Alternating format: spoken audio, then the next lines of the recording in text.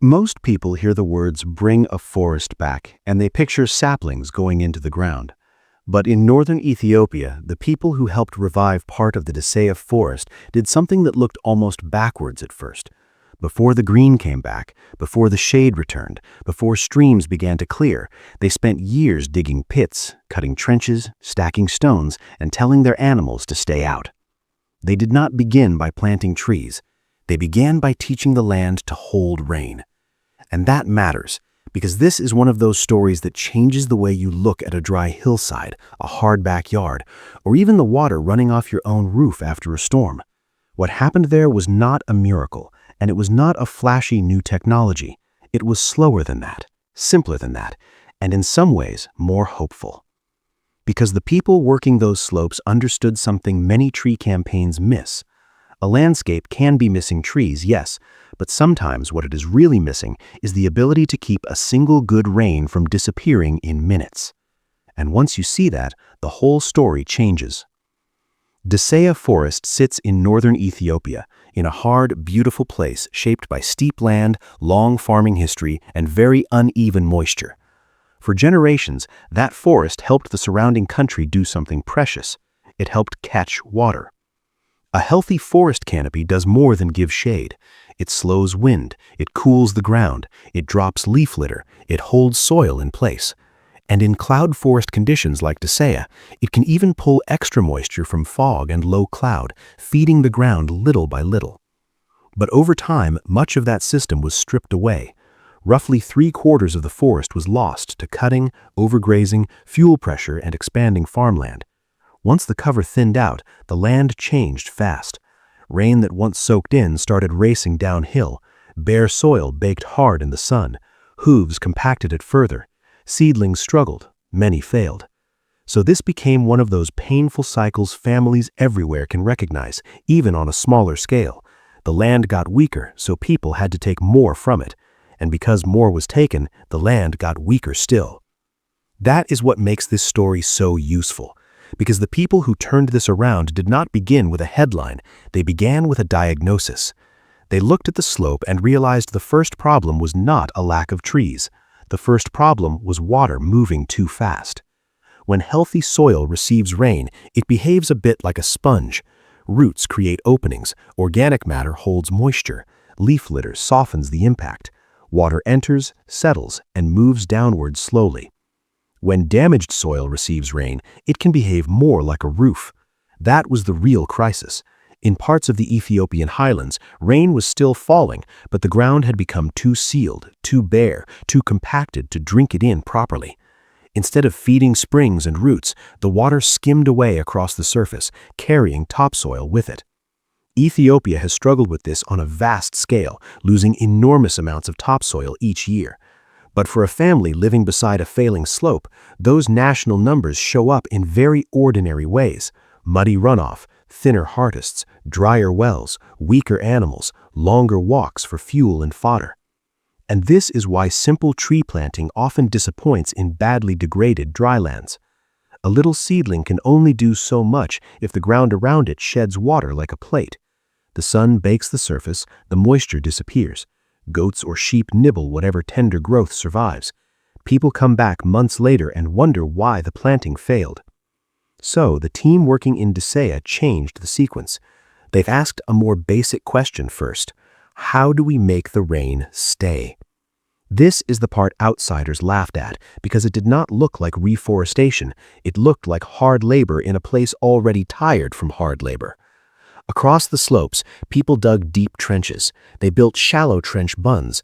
They shaped millions of micro-basins. They laid out long lines of stone along the contour of the hills. All of that work had one job: slow the water down. When rain runs down an open slope, it gathers speed. Speed becomes force. Force strips soil away. But when that same flow meets a trench, a basin, or a stone barrier, the motion breaks. Water pauses. Its energy drops. Instead of rushing across the surface, it has time to sink. That is why the phrase "planting the rain" fits here so well. They were not creating water, they were changing its behavior. The trenches acted like brakes. The micro-basins acted like tiny cups, catching small amounts of water that otherwise would vanish. The stone bunds shortened the slope, so runoff couldn't build into a destructive rush. Even the stones themselves helped a little, shading nearby soil and giving young growth a slightly gentler place to begin. It's a humble kind of engineering, but it's real engineering all the same. Over time, those structures helped capture and hold vast amounts of rainwater that once would have flashed away almost immediately. And there's something deeply worth noticing here for anyone with a garden or yard. The first visual sign of healing was not green, it was interruption. The smooth path of runoff was broken. The habit of loss was interrupted. The land was being taught, one storm at a time, to pause. Now comes the beautiful part of the story, and also the part that needs a little care. People sometimes say the forest was hiding underground. That is a powerful phrase, and in this case it points to something real. In degraded dryland systems, certain trees do not disappear completely when they are cut or browsed again and again. Sometimes the living stump remains, sometimes the root system remains. Above ground you see almost nothing promising. Below ground, life is still waiting. That does not mean every damaged landscape has a hidden forest ready to bounce back. Some places have lost too much. Some root systems are gone. Some seed banks are exhausted. But in Desa'a, enough living material remained for assisted natural regeneration to work. So, instead of depending only on nursery seedlings, villagers also learned to identify surviving stumps and regrowth. They protected them, they pruned them, they selected the strongest shoots instead of letting the plant waste energy in a crowded little thicket of weak stems. That choice matters. A new seedling has to start from almost nothing. A living stump already has roots deep in the ground. It already knows where moisture is. It already has stored energy. Once the rain began staying longer in the soil, and once grazing pressure eased, those old root systems could respond far faster than most people expected. This is one reason the story is so encouraging. Not because nature fixes herself instantly, she does not, but because sometimes recovery begins from strength that is still there, even when the surface makes you think everything has been erased. This may be the least glamorous part of the story, but it is one of the most important. You can dig beautiful earthworks, you can protect stumps, you can catch precious rainfall, but if livestock keep walking through and eating every tender shoot, the recovery will stall. So the project did something difficult. Communities created protected restoration areas where grazing was restricted. This was not simply a matter of putting up a fence and walking away. It depended on village rules, local enforcement, and shared understanding. In other words, it depended on people. That is often the hidden piece in any land story. Not technique alone, agreement. And to make those grazing restrictions workable, people had to think practically. Families still needed fodder. Animals still mattered. So a cut and carry system helped bridge that gap. Instead of letting animals roam freely through recovering land, grass could be harvested and taken to them. In some cases, animals did better that way, gaining weight more efficiently than when they spent energy wandering for scattered feed. Fuel-efficient cook stoves helped too, by reducing pressure on nearby wood resources and easing some of the daily burden of gathering fuel. This is where the story becomes more than restoration. It becomes household design. The land healed because the daily pattern around the land changed. And that is a lesson Family Yard Kitchen understands well.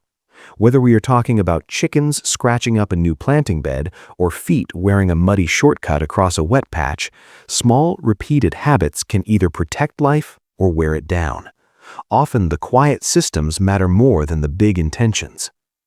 If this kind of story helps you see your own soil, water, and daily routines a little differently, you're very welcome here with us at Family Yard Kitchen. This is one of the most honest parts of the whole story, and I think it deserves to be said plainly. For years, the hillside did not look impressive.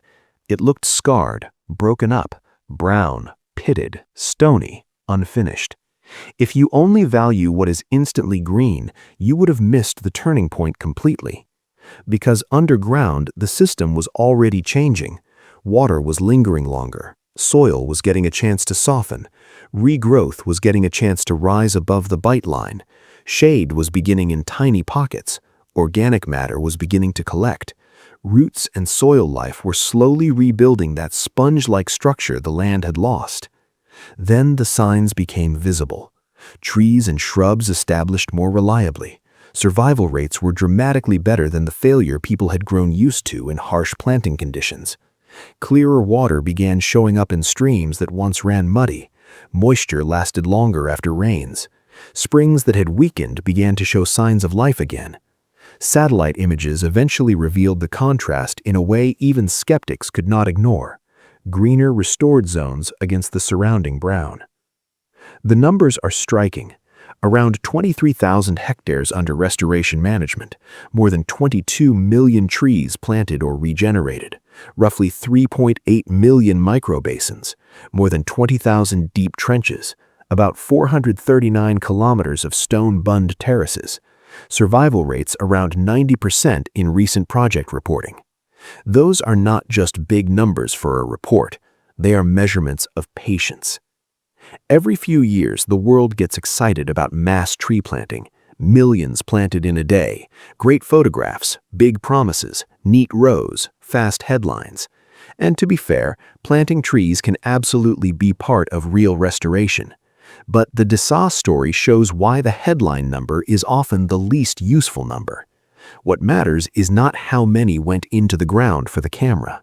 What matters is how many were still alive after the dry season, how much water the land could actually keep, whether the soil was protected, whether the grazing pressure changed, whether local people had reasons and authority to keep the work going. That is why this quieter Ethiopian story has such force.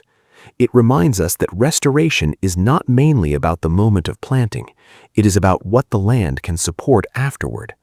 Sometimes the most advanced tool is not a drone, a seedling count, or a campaign slogan. Sometimes it is gravity, slowed down with stones and time. Now, most of us are not restoring a cloud forest in northern Ethiopia, and we should be careful not to pretend that a suburban lot and a mountain escarpment are the same thing. They are not. But the physics can still travel. If you have a yard where rain races off hard ground, you can borrow the principle on a safe, modest scale. A shallow basin around a tree, a gentle swale where runoff already wants to move, compost and mulch added where the soil is thin and thirsty, a downspout directed into a planted area that can safely absorb water instead of shedding it toward pavement. The goal is the same: slow it, spread it, sink it. Not with giant trenches near foundations, not with risky holes where children or pets could stumble, and never without paying attention to utilities, drainage, and property lines. But in small, careful ways, many home landscapes can be taught to hold water longer. And if you keep chickens, this story has a familiar ring to it too. Freshly planted areas often need a season of protection. Sometimes the kindest, smartest thing is not to let birds have access to every square foot all at once. Give them shade, clean water, and safe greens in their own run. Rotate them thoughtfully. Carry cut greens to them when needed. Protect the roots while they are getting established. That is not deprivation. That is stewardship. In the end, the people of Desa'a did not save land by forcing green onto a broken surface. They began deeper than that. They slowed the water. They protected the roots that were still alive. They changed the daily habits that kept the land under pressure. And then, little by little, the forest had a chance to return. That may be the quiet moral of this whole story. Sometimes the first thing to plant is not a tree. Sometimes it's the condition that lets life stay. And that's true on a mountainside, in a garden, and in a family yard too. If stories like this help you see your own soil, water, and daily routines a little differently, you're very welcome here with us at Family Yard Kitchen. We'll be right here, digging slowly, learning season by season.